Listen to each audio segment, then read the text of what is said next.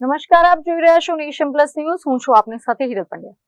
છોટાઉદેપુર જિલ્લાના સુખી ડેમ ખાતેથી કરુણાંતિકા સર્જાયાની ઘટના સામે આવી છે. પાવીજેતપુર તાલુકામાં આવેલા પ્રખ્યાત સુખી ડેમમાં નાહવા પડેલા એક આશાસ્પદ યુવાનનું પાણીમાં ડૂબી જવાથી કરુણ મોત નીપજ્યું છે. કદવાલ ગામના સિંગાપુરા ફળિયામાં રહેતો અનિલ બારિયા નામનો યુવાન સુખી ડેમ ખાતે આવ્યો હતો.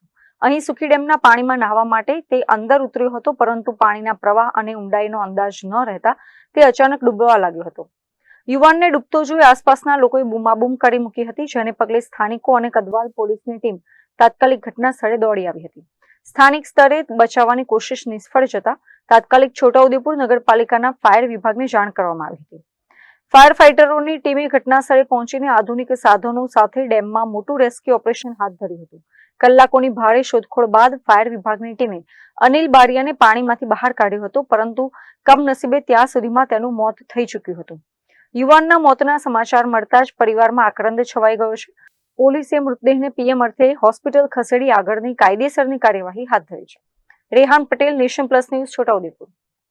સમાચારોના સતત અપડેટ મેળવવા માટે અમારી નેશન પ્લસ ન્યૂઝની યુટ્યુબ ચેનલને સબસ્ક્રાઇબ કરો, બેલ આઇકન દબાવો અને જોડાયેલા રહો ફેસબુક, ઇન્સ્ટાગ્રામ અને ટ્વિટર પર.